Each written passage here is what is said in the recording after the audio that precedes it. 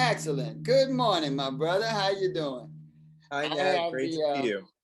I have the pleasure of having PierreGooding on. He's running for city council in the ninth council district, Harlem. That's West Harlem or Central Harlem or all of Central them? Harlem. Yeah, 110th, 155th, St. Nicta Park, roughly. Oh, excellent, excellent, excellent. Introduce yourself. Let us know Yep. why you got involved in this, why you believe that you're the right person for this seat. Thank you so much, Nat. My name is PierreGooding. I'm running for city council for the second time in Harlem, my birthplace. I was born in the Grand Houses in the 80s, and there was a crack epidemic.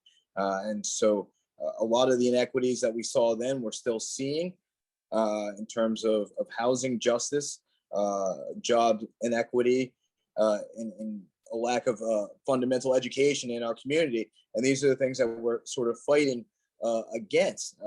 In the first election in 2017, we made these points known, and the community has been receptive. So we've continued the work. I've helped run 2 homeless shelters over the past 3 years.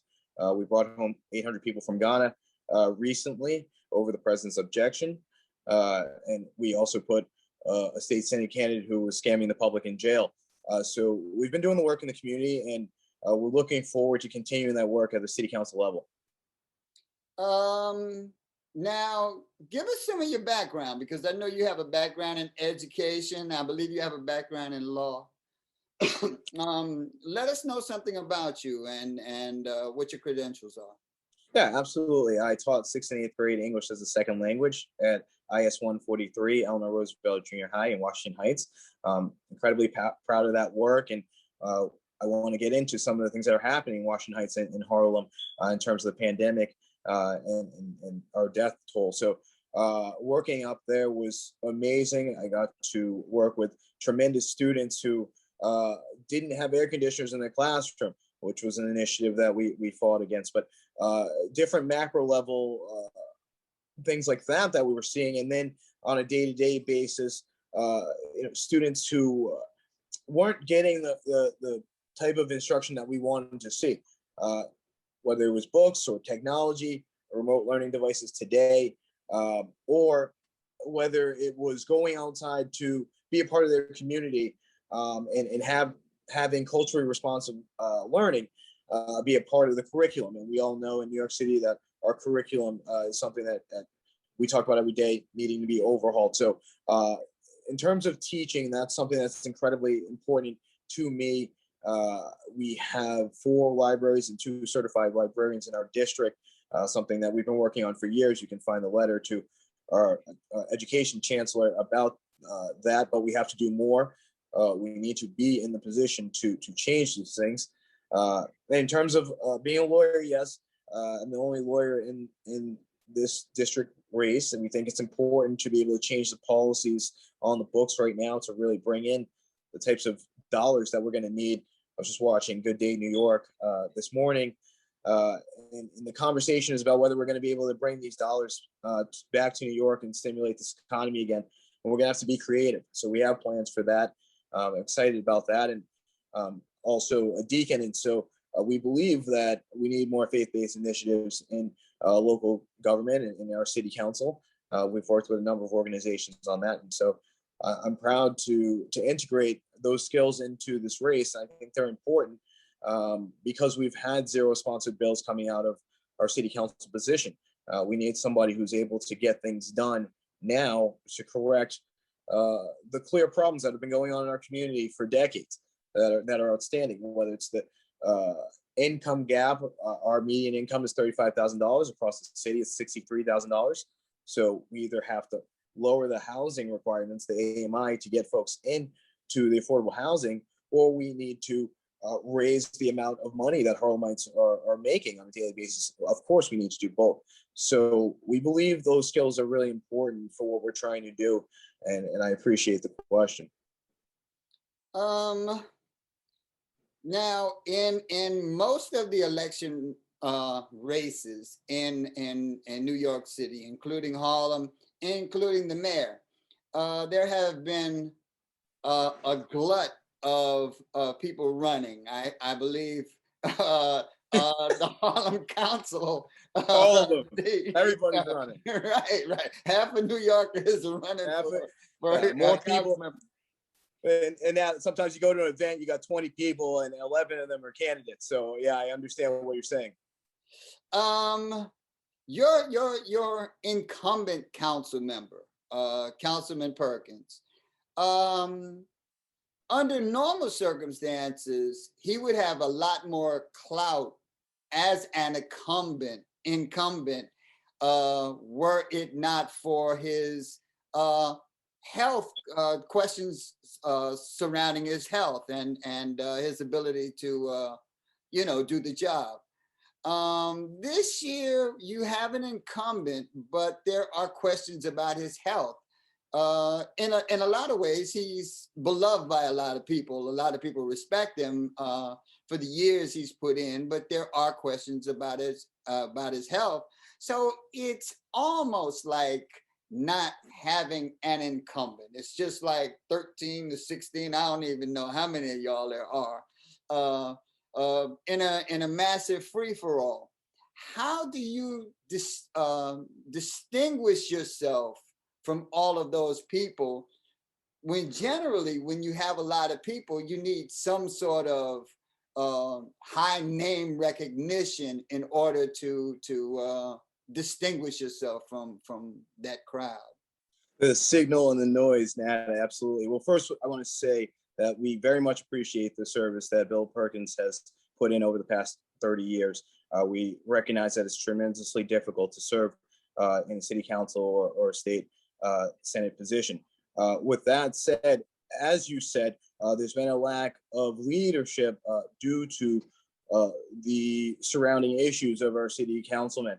And so we have to get serious, because when we have something where it looks like there's no representation, we're actually going backwards, because the 51 city councilors are all advocating for their constituents in their districts. And so the money is being distributed. And if we don't have someone there, then we go backwards. Now, in terms of distinguishing ourselves from the pack, I'm the only attorney in this race. I'm the only deacon in this race. And I'm the only teacher who has the credentials that we're talking about in this race. So I think the community is very receptive. A lot of times in these district races, you can't really tell what's going on Instagram.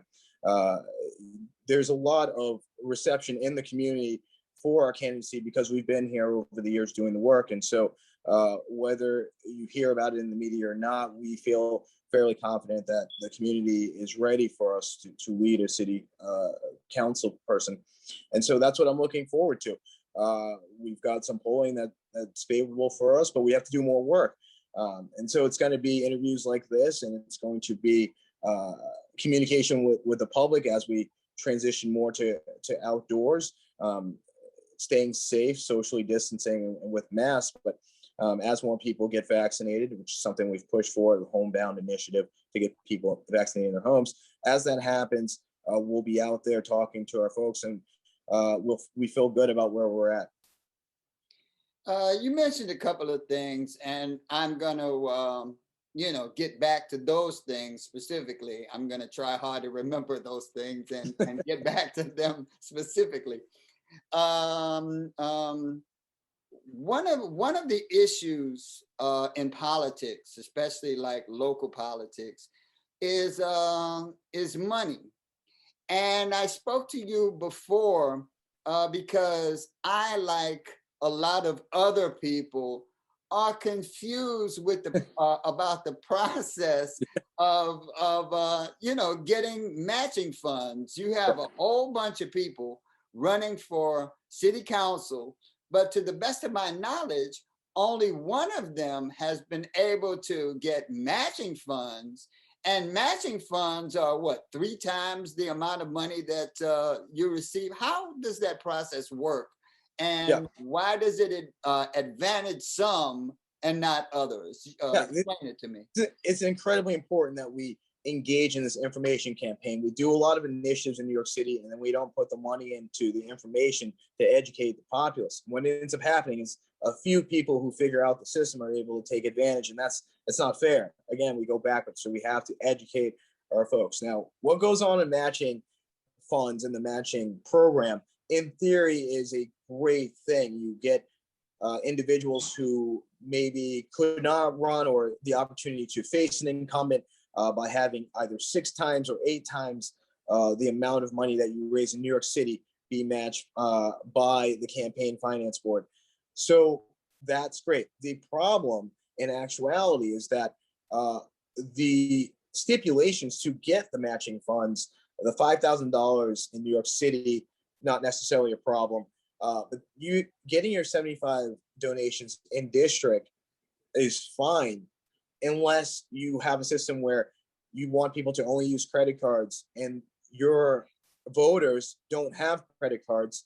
So they, or during the system, while they're in the system, you're asking them where they're gainfully employed, and individuals either are not employed and so they feel like they can't complete the donation, or they are employed and don't want to be harassed by the campaign finance board. They don't want their employers getting phone calls, and so they naturally are hesitant. So what we're creating in actuality is a physical bottleneck. We are actually stopping the donations that we want to see. So it's a really big problem that we have to unwind. And it's not sort of being talked about. Of course, the main initiative right now for all the candidates is sort of looking at how you get to the ballot. So matching funds is something that people are not necessarily talking about, but it needs to be discussed, because you shouldn't have to be in a race for 3 years to get the matching funds on a bare minimum. At a bare minimum, it should be on a rolling basis. As you get your New York City donations, you should get the matching funds that go along with that. So we're seeing a really big sort of issue, and we saw it in 2017. It never got corrected. They tried to tweak it, but you're seeing some really big problems, and you saw it in the special election up in the Bronx and Queens. So I don't want to linger too long on this subject, but if I am to understand what you said, matching funds, because it relies more on plastic money and things of that nature, favor a more elite candidate than we would like to see favored. Well, Matt, let's break it down, right? What happened is factual. The $10 donations that are the minimum to receive a matching donation in New York City, if you have an individual, a donor that wants to give you $10 cash, you give them a contribution card, and they fill out the contribution card, and you take that with the $10 and you put the $10 in the bank, and you give the campaign finance board the contribution card, and you should be okay.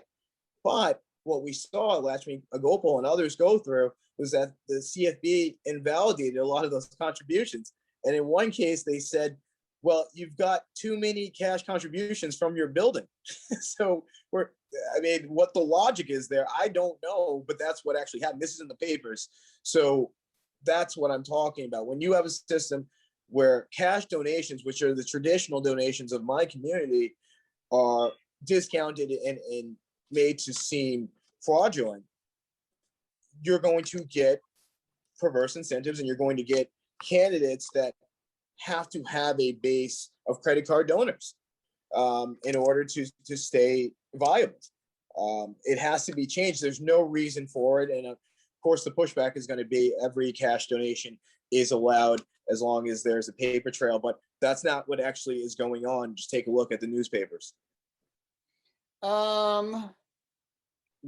Give me 3 or 4 priorities for your council district. What 2 or 3 things? What 3 or 4 things? Yeah, first 100 days, we're coming in. We're going to lower the AMI to move into the affordable housing. It's currently set at $63,000 for most of the programs.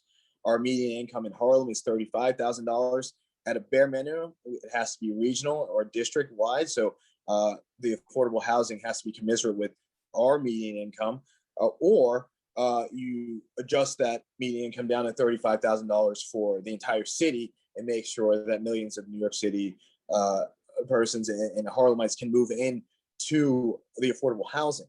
The second initiative that is hyper important to us is switching to Abbott rapid testing in our schools. Currently, we have a 48-hour testing window. The kids get tested, and then 2 days later, 2 to 3 days later, and I'm hearing from parents it's more like a week, you get your results back. By that point, half the school could have been infected. It makes no sense. This is why we see reports of New York City schools getting shut down with 9 or 10 teachers catching COVID. I mean, it's an obvious outcome if this is the policy that you have in place. Switch to Abbott rapid testing. It is cheaper, and also you can run the tests 2 or 3 times in succession, weed out any false positives or negatives, and have individuals go into the school before anything happens, and knowing whether they have COVID-19 or not. On the education front, as I said, CEC District 5 has 4 libraries and 2 certified librarians in the entire district. We will change that immediately, and we'll do an audit of every school in our district to make sure that they're achieving a fundamental success, whether that's at home or that's in school. Obviously, we want to trend towards being in school, and that means that we need to deal with the pandemic on a very consistent and comprehensive and competent manner at a local level. And this is why we need viable leadership here in Harlem. We cannot have what we had from 2017 to 2021. I took care of a lot of cases in Harlem with individuals whose roofs are falling down, soot in rooftops. You know, it's unacceptable. Mold in the ceilings, and this can't happen for another 4 years. It's unacceptable now. You mentioned median income as it relates to housing. We're talking about area median income. Yeah, exactly. Explain to the viewers what median income actually is. I believe it's household income. It's total income of all people in the household. Yes.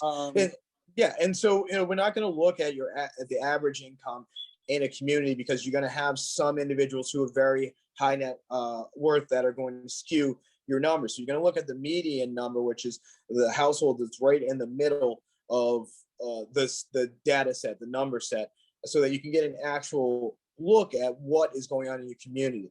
In Harlem, that number is at $35,000, which is fine. That's a hard-working salary, and we are proud of our folks who are bringing in those dollars to help revive our economy. But in New York City, because of Wall Street and because of some of hyper aggressive districts in terms of economics, the median income in the city is $63,000. And so now if you want to move into an affordable housing unit from Harlem, you need to be making those dollars. And they slapped on a credit rating check. So you need to get past that lever as well, or you won't get into the affordable housing. The credit rating system, that's new, that newly came online to NYC Housing Connect. And then the AMI, you'll never get in if you don't qualify. You don't meet the threshold, so you don't even get in the front door. That it has to be changed. The affordable housing has to be affordable in Harlem and across New York City.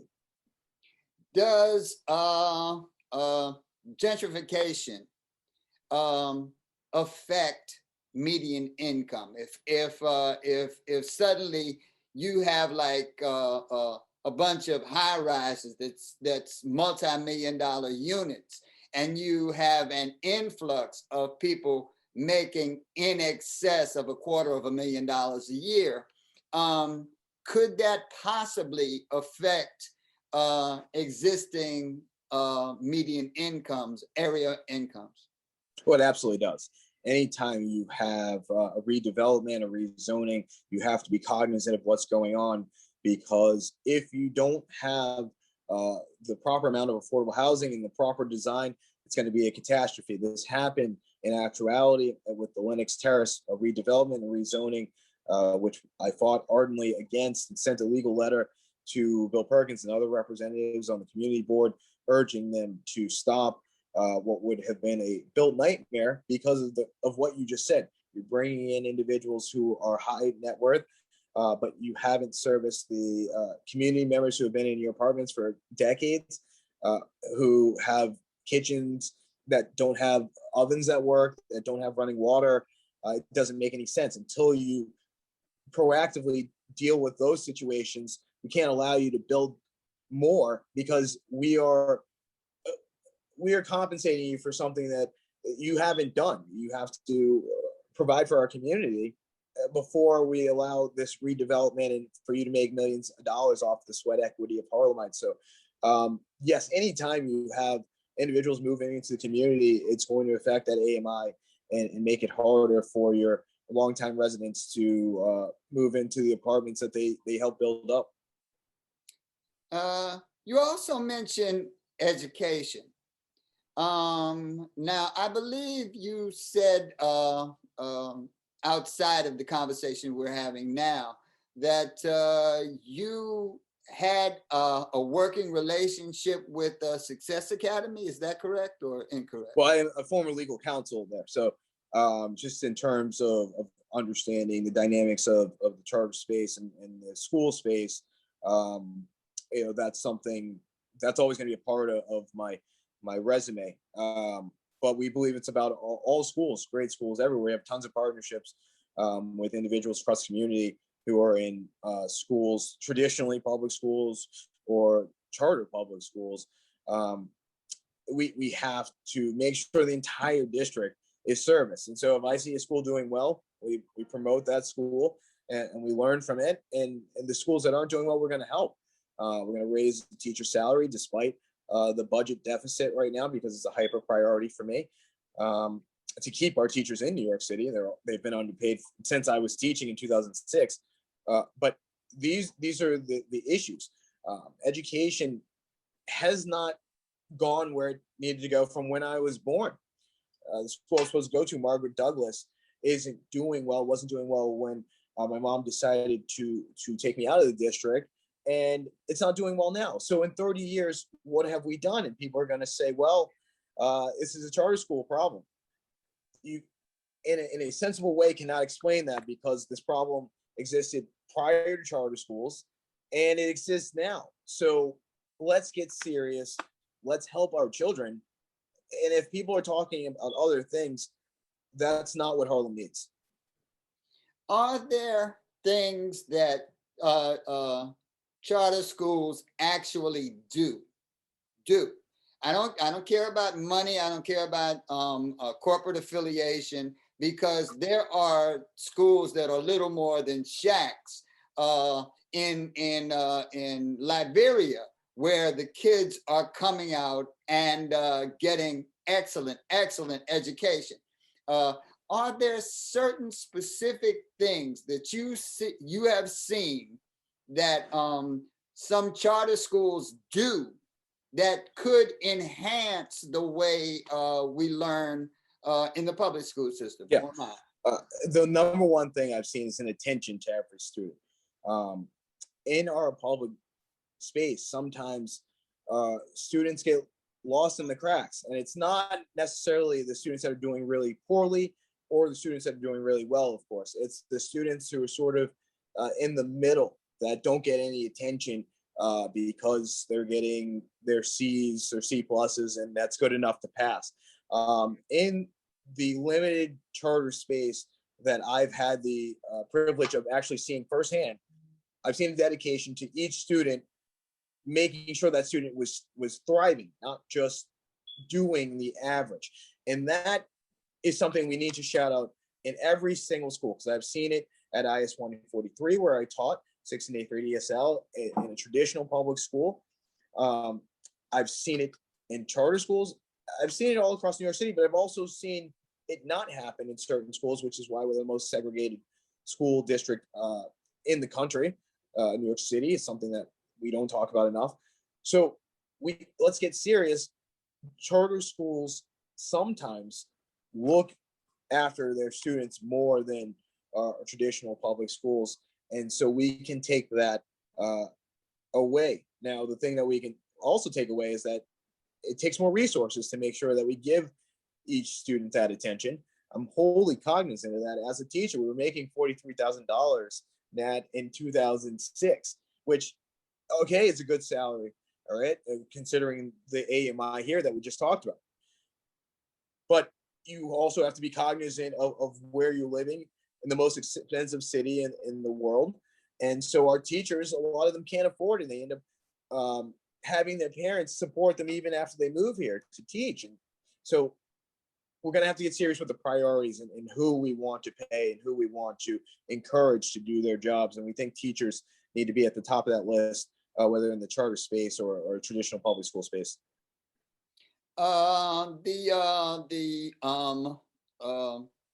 Newspaper. I'm reluctant to call it the newspaper because it's an online media format. But the city just released a report that the police commissioner has the ability to circumvent both the CCRB and the judge that finds some sort of wrongdoing in the police department. And oftentimes the police commissioner completely ignores the CCRB and ignores the judge that has ruled in the case and just says nothing to look at here. Yep. Your thoughts?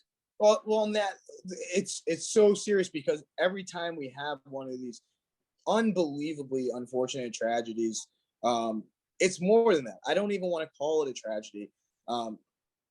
It seems that wrong goes on top of wrong. It gets piled up.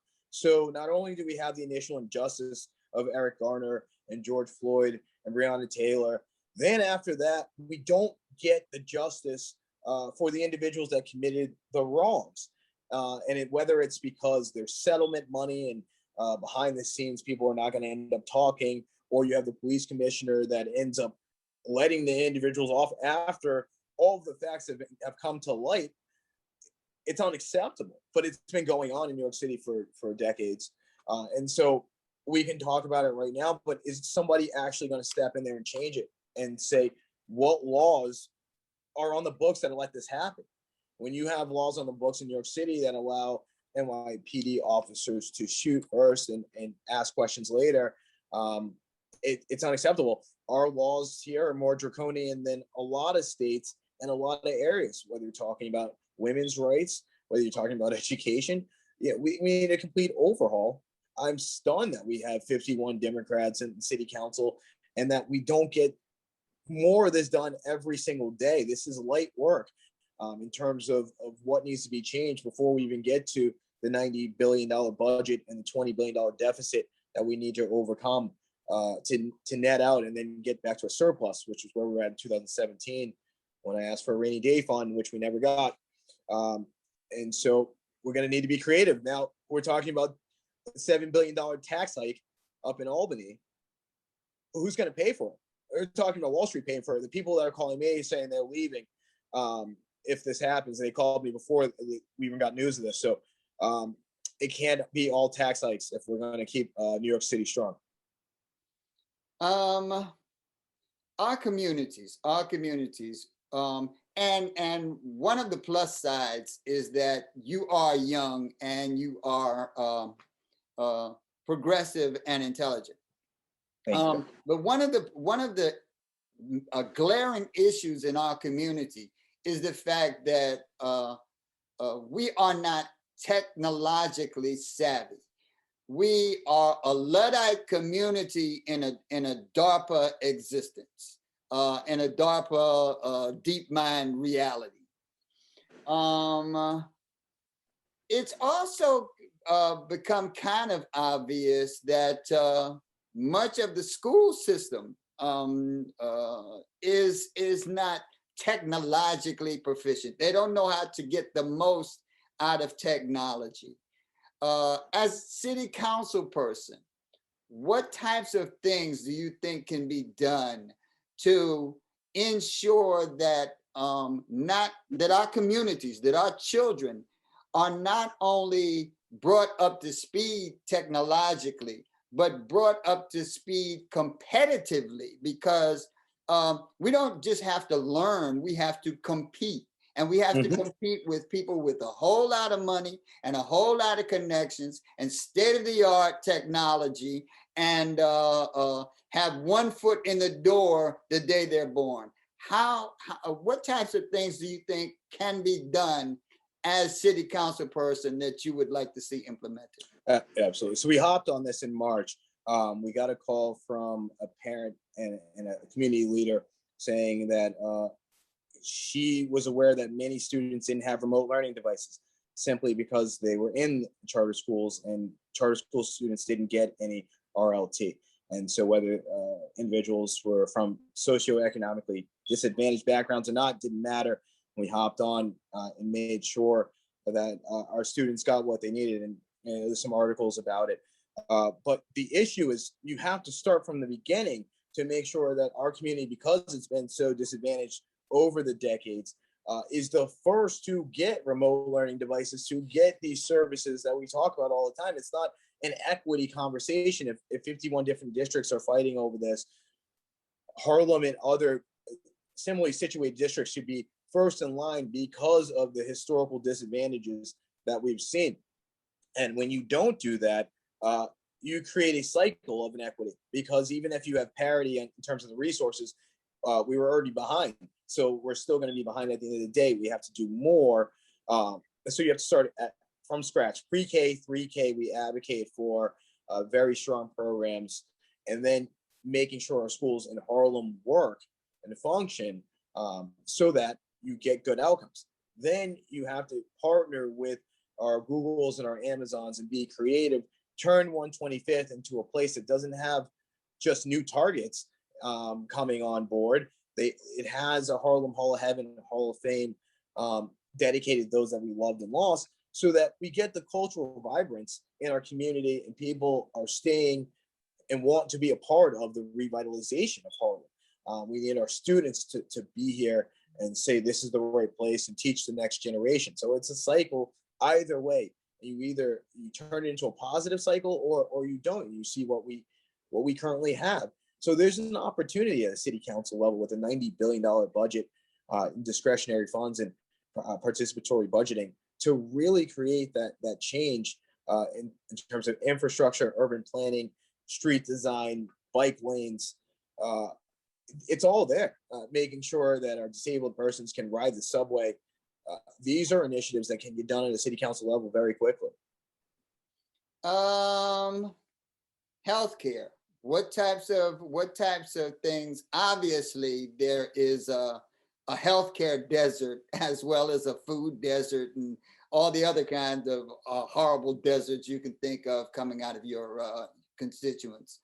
What types of things would you like to see initiated if you were elected council member for your district in terms of healthcare, providing healthcare?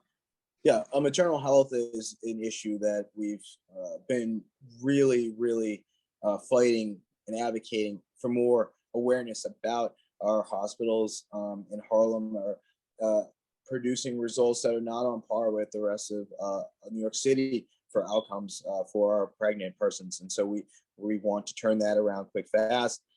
Information is a part of it, but also pushing for initiatives like PrEP to make sure that there's HIV prevention, making sure that there's money. If you're going to push for any initiative, you need to state where these dollars are going to come from. And so then making sure that our community in New York City is thriving with the liberation of some of our vice laws, gambling, prostitution, making sure that people have jobs so that they can work in a new economy and we can get this turned around. But our health space in Harlem is like our other spaces. It's not doing well. And you see that in the outcomes. We had more deaths in Washington Heights and in Harlem than many other districts in New York City.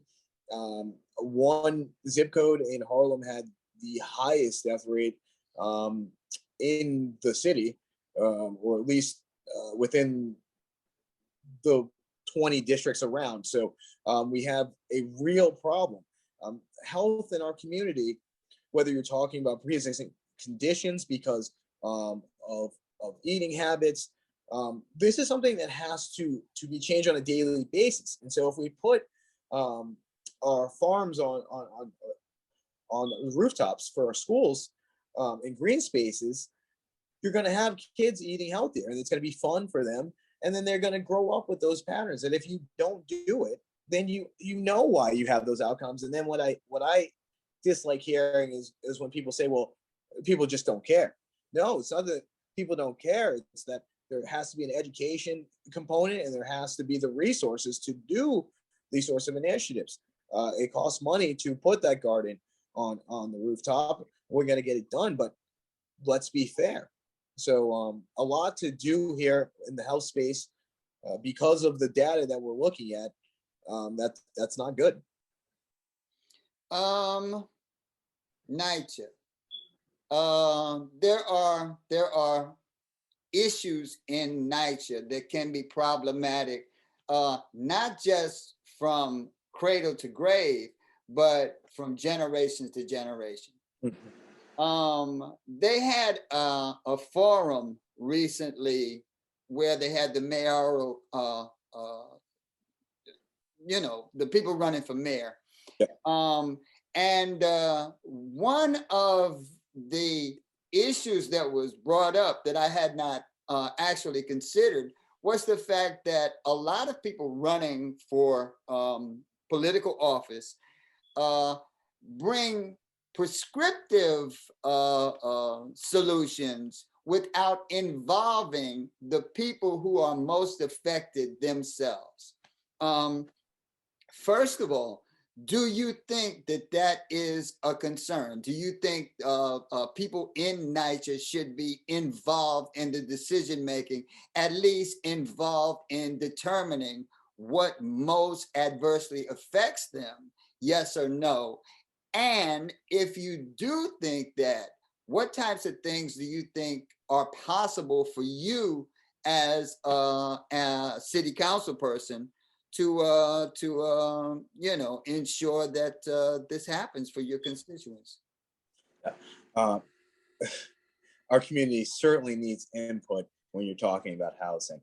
And I was just at the Polo Grounds where my dad was born 2 days ago, and there's trash around the community where it should not have been. Had a resident who didn't have running water that we dealt with on the spot, and I followed up with the next day. But certainly our Harlemites need input into their housing NYCHA decisions, because it's when you don't have running water, you don't have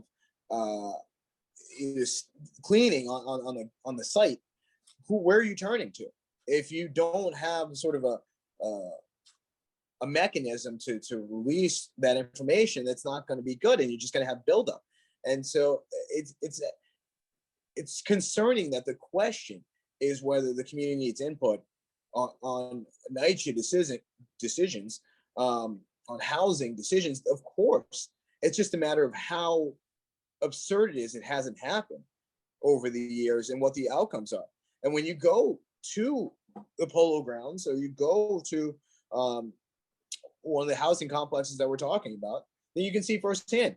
And a lot of these candidates and electeds they don't go to the community, and so you don't see it, you don't feel what is going on. And I would encourage our candidates and electeds to show up in our NYCHA housing so that you can see what's going on. Because when someone doesn't have water, and when you're from the Grant houses and the place that you were born doesn't have power and heat for months, when you start running for office the first time around, it makes it obvious that you have to do something.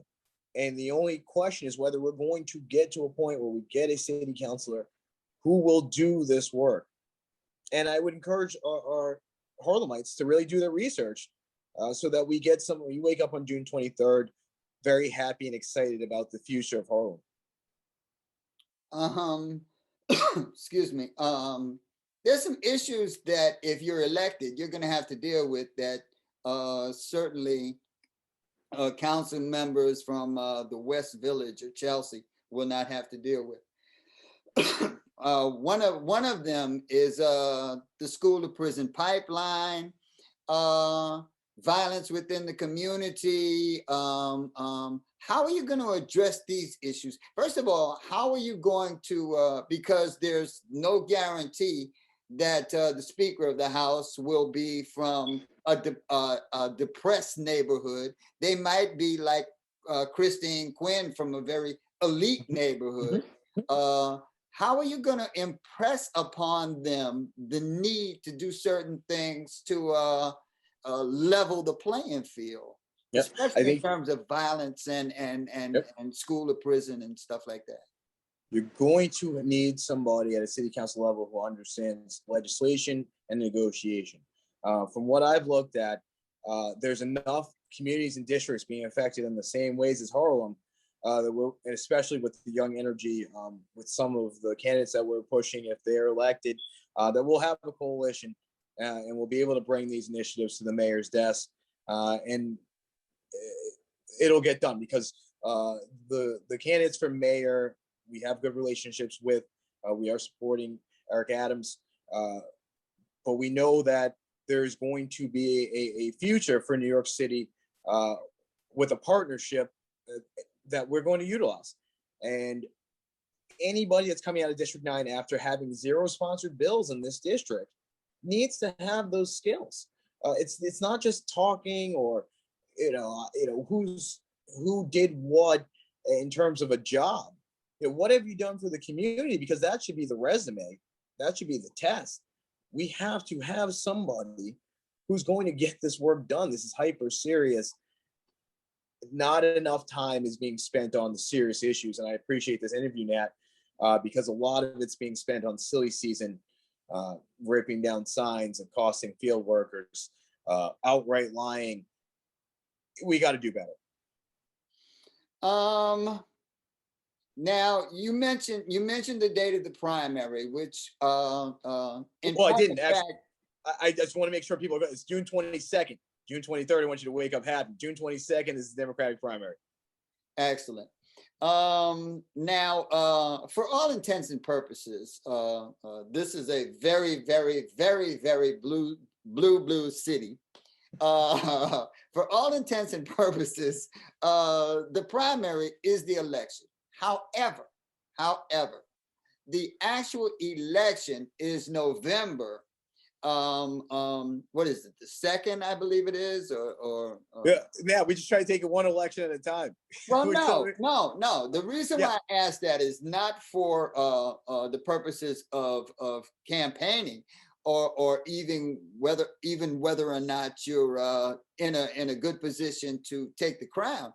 The reason I bring that up is that whoever is ultimately chosen for this seat, they will not take office until the 1st of next year. And by that time, hopefully, there will be a whole new, different set of circumstances. Certainly, you will have people asking you about Cuomo.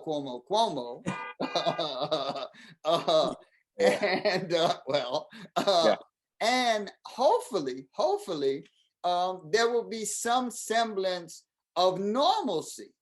There have been a lot of people and businesses who have really taken it on the chin in this season, this pandemic year.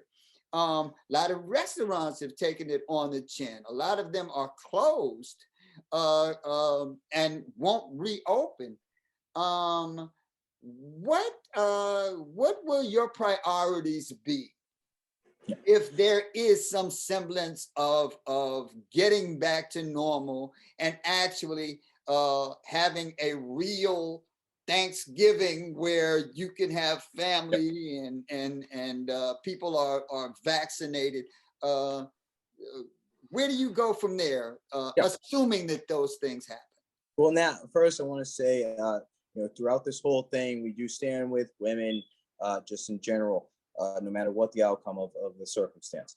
Now, when we get back to in 6 months to a year, let's be cautious in a year, when you can go out to a movie theater, still with a mask. But when people are going out in the city, and visiting the best restaurants in the world and being part of Harlem, which is the best place in the world, what we want to do behind the scenes is make sure that the $20 billion projected deficit turns into a net and then turns into a surplus. And so to do that, you have to have a plan. Amazon, we can debate all day, and we did at the AfroSoc debate. You can debate about whether it was a good deal or not. But the fact of the matter is lots of jobs did not come online. Lots of money didn't come online because that deal never was completed. So with a little bit more creativity, we have to make some of those deals come back to New York City so that we can create the jobs we want to see. If we want more unions, that's fine, but we have to create the jobs and the economy to make that happen. And then we have to look at our laws that are holding back some of our businesses, whether it's the red tape laws or vice laws that keep some whole industries offline in New York, which make no sense. We want to bring that online, marijuana legislation, gambling legislation, prostitution legislation, where other cities and states have done this work, and we've partnered and spoken to the representatives in those districts to sort of figure out what they're doing well. We'll modify it to make sure that New York does what it always does it the best, and we will get this economy up and running. But it's not a magic wand. It's not going to go from people having left for various reasons, whether they couldn't afford New York City anymore, or they wanted to stay safe, or whatever, and then say that everything's going to be okay. It's not realistic, even as a proposition. Even if we fill the body count, we may not fill those taxable receipts and taxable income with the high net worth individuals that left, who have found a greater pasture in their eyes. We feel New York City is the best place in the world, but I'm getting calls every day from people who are saying, "Look, I'm in Denver and I'm not coming back. You know, I like it here. I get lower taxes. I ski." Okay, so now we have to be realistic about what's happening, and I'm very fearful when I hear our electeds on television saying that everything is okay. That is devoid of actual knowledge and actual interpretation of the data. What's your position on prison reform? Because that can be somewhat of a total mess at times. Also, you have young people like Khalif Browder being held on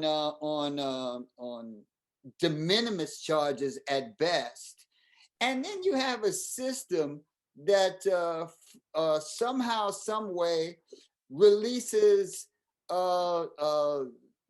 violent criminals back onto the streets, and there seems to be just a system that needs some sort of needs a hug, needs some sort of supervision. What's your position on that? Yeah. So initially, when we took a look at the fact that 90% of the individuals at Rikers are Black and brown, we said we did need bail reform to make sure that individuals weren't committing suicide because their lives and records have been messed up from a de minimis charge like you're speaking about. Now, what we've seen, I've got an individual post on my Facebook every day about the fact that bail reform is leading to the end of New York City. I'm very cognizant of the fact that violent criminals should not be being let out without bail. Okay, let's be honest about what we're doing. So it's not all or nothing. You make sure that the de minimis crimes, like whatever possession or hopping the toll, beating a fare, you make sure that these folks either don't go to Rikers or don't spend significant time at Rikers, don't have to take a plea deal. They get bail, they get the no bail, and anyone who's accused of a violent crime, we take a look at their record the way we traditionally did. This is not rocket science. I'm stunned that we're at this point where now people are saying, well, bail reform was wrong. No, bail reform was right. The implementation may not be correct, and you need competent people to be running this stuff.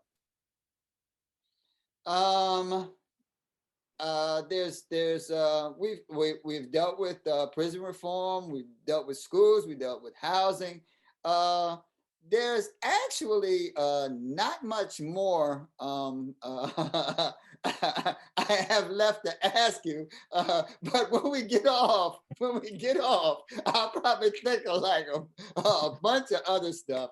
But now I'm just going to give you an opportunity to do like real, charge. Yeah, the real Harlem, the real Right, Harlem right. sell And just job. sell yourself, brother. I Sell yourself. appreciate it. I appreciate the opportunity. Folks in Harlem, across New York City, please tune in. We're reading a lot about people not really being awake for the mayoral and city council elections yet. I would encourage you to wake up right now. We have our first ranked choice voting election in city council history across the district. You're going to need to rank 5 candidates in order. I don't want you to go into that voting booth and be stunned by what you see. We want you to rank us first, but we want you to utilize what you have in terms of the ability to rank all 5 people. Get a constituent in here who knows what he's or she is doing, and let's put Harlem first. June 22nd, Democratic primary. We're very excited. As the only 2-time candidate from the last ballot in the race, the only deacon, the only teacher, and the only lawyer in our district running in this thing, we think it's time for positive change. And we very much appreciate Nat Wood giving us the opportunity. So thank you so much. Before we go, you mentioned rank voting. I'm an old dude, the gray is real. So a lot of this stuff is like completely foreign to me. What is ranked voting, and is that a good thing or bad thing? How does that affect the average voter? Yeah, we want ranked choice voting in New York City. We want the chance to make your voice heard. And that's what the whole system is designed to do. When you go in and you only vote for one person, the person's able to put together a small coalition of people and not really represent too many people around the district. With ranked choice voting, if you only have that small coalition, they will put you first. But after that, you won't have the votes to come in second and third and fourth. And actually, you'll get a more representative person. Even if the whole community said, well, I didn't put that person first, they'll be able to say, I'm comfortable with that person, instead of 10 or 15% of the population saying, that's my person, and the rest of the population having no representation. That's not right. So ranked choice voting, the move is to make it more representative. What we have to do, and part of what we talked about, Nat, earlier in this call, is the information gap in New York City. And so now that we put this in place, we have to educate our voters. And what's happening are the candidates are doing this work, which is fine, but we need New York City to do an initiative, commercials, information sessions, get to people's computers so that they know when they walk into the voting booth, because what's going to happen otherwise is they're going to walk in. If they get through the 40 candidate mayoral race exhausted, they're going to look at the city council race and say, forget it. It's too many candidates, like you said, it's too many people, and there's too many numbers. There's too much going on. So I encourage New York City right now to simplify this ballot as much as possible, because sometimes the ballots come out, there's nothing to do, we can't do anything about it, it's too late, and the ballots are a nightmare. Please make this the simplest ballot on record in years, because ranked choice voting is already complicated enough, and we're going to have to, and then educate our folks so that everyone has a fair shot to vote the right way and get the city councilor that she or he deserves. I want to thank you so much for the time and the consideration. I wish you all the success in the world. More importantly, I wish my beloved birthplace, Harlem, Yes. all the success in the world. Yes. And we'll see. Good luck on June 22nd. Thank you. 30 frames a second. Thank you so much. This is amazing. Thank you for the work that you do to make sure that people know what's going on. Keep up the great work. We appreciate it.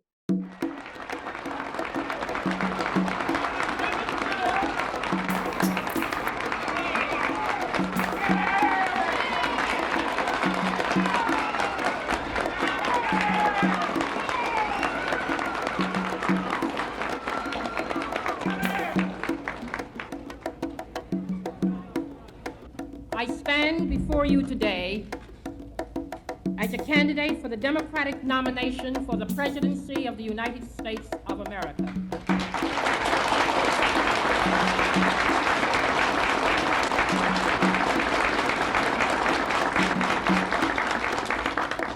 I am not the candidate of Black America, although I am Black and proud.